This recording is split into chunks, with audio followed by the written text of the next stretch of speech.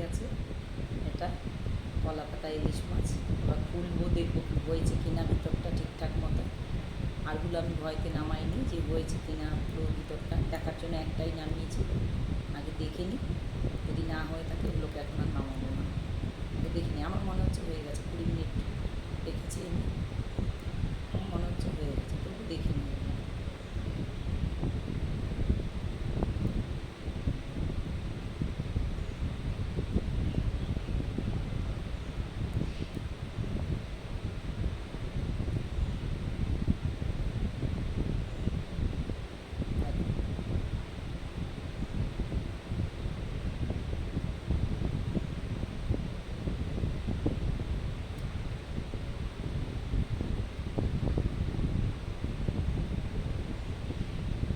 Just কালারটা, হ্যাঁ হয়ে গেছে বন্ধুরা।